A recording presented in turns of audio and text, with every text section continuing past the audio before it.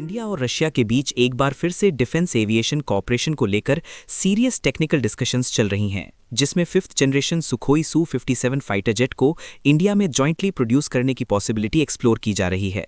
और ये बात खुद रशिया के सीनियर एरोस्पेस ऑफिशियल्स ने पब्लिकली एक्नॉलेज की है। यूनाइटेड एयरक्राफ्ट कॉरपोरेशन यूएसी के सीईओ वादिम बदेखा के अकॉर्डिंग ये टॉक्स सिर्फ इनिशियल आइडिया शेयरिंग तक लिमिटेड नहीं है, बल्कि advance stage of technical consultations तक पहुंच चुकी हैं, जहां लाइसेंस्ड प्रोडक्शन, टेक्नोलॉजी शेयरिंग और इंडियन इंडस्ट्री के मैक्सिमम इन्वॉल्वमेंट पर डिटेल में बात हो रही है।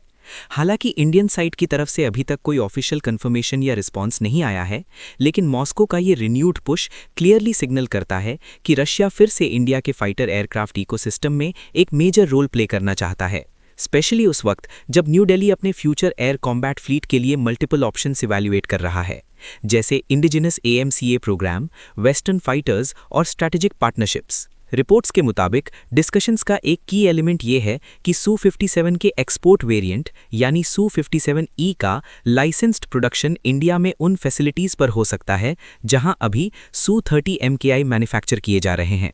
मतलब HAL के एग्जिस्टिंग इंफ्रास्ट्रक्चर का यूज़ करके प्रोडक्शन स्टार्ट करना रिलेटिवली फास्ट हो सकता है, और इसमें इंडियन सिस्टम्स, इंडियन एवियोनिक्स और इंडियन वेंडर्स को मैक्सिमम लेवल पर इंटीग्रेट करने का प्रपोजल भी शामिल है। ये डेवलपमेंट नेचुरली उन पुरानी यादों को रिवाइव करता है जब इंडिया और रशिया FGFA यानी 5th generation fighter aircraft programme पर साथ काम कर रहे थे, जिसे इंडिया ने कई साल पहले कॉस्ट, टेक्नोलॉजी एक्सेस और कैपेबिलिटी कंसर्न्स की वजह से एग्जिट कर लिया था।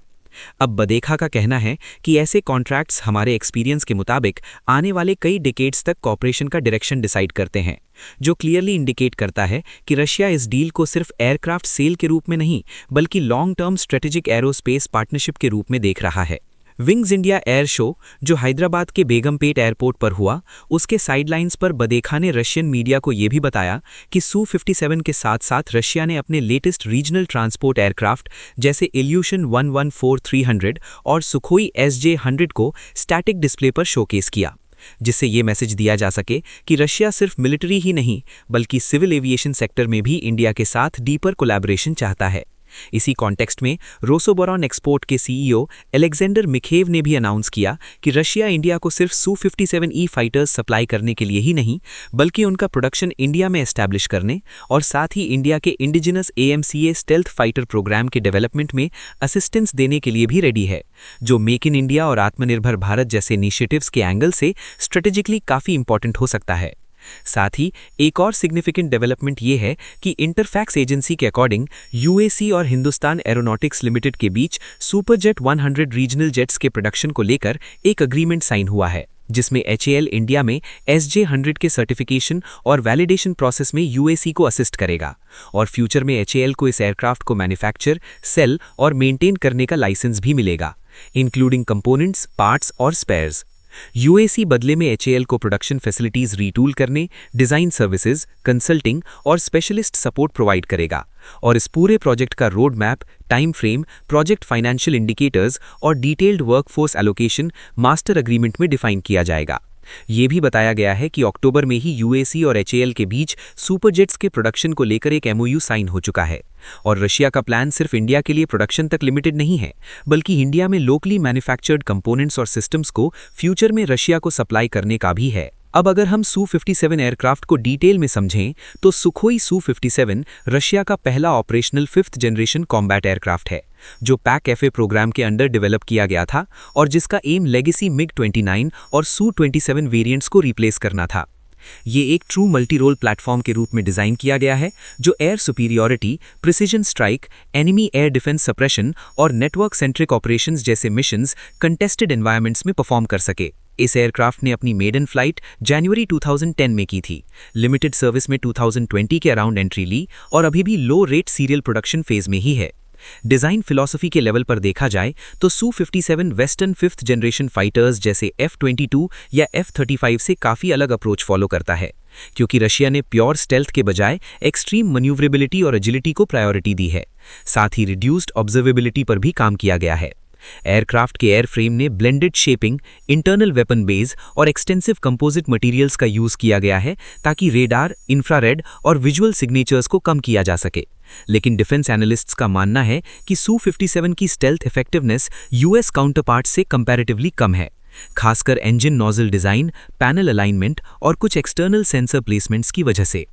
रशिया का लॉजिक ये है कि फ्यूचर एयर कॉम्बैट सिर्फ बियॉन्ड विजुअल रेंज मिसाइल्स तक लिमिटेड नहीं रहेगा, बल्कि close range engagements, dog fights और मिसाइल एवेजन भी इंपॉर्टेंट रहेंगे। और इसीलिए 3D थ्रस्ट वेक्टरिंग के थ्रू सुपर मैन्यूवरेबिलिटी को एक कोर स्ट्रेंथ के रूप में डेवलप किया गया है।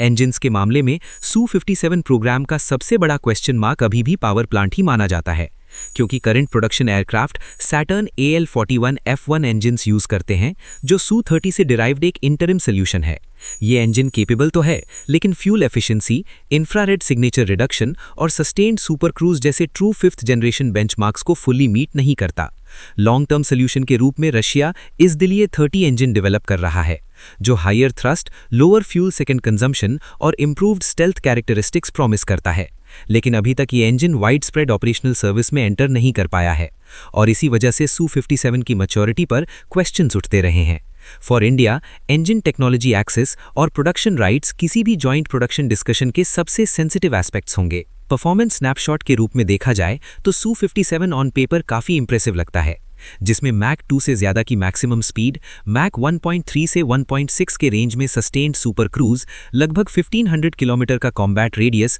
और अराउंड 20,000 मीटर्स का सर्विस सीलिंग शामिल है। सेंसर्स और एवियोनिक्स के मामले में Su-57 का कोर NO36 बेल का AESA रेडार सिस्टम है, जो मल्टीपल डिस्ट्रीब्यूटेड एरेज के through enhanced situational awareness provide करता है। इसके साथ एक advanced infrared search and track system भी है, जो बिना रेडार एमिट किए टारगेट्स डिटेक्ट कर सकता है। वेपन्स के लेवल पर Su-57 इंटरनल बेस के साथ स्टेल्थ मिशंस के लिए डिजाइन किया गया है, और जब स्टेल्थ क्रिटिकल ना हो तब एक्सटर्नल हार्ड पॉइंट्स का ऑप्शन भी अवेलेबल है।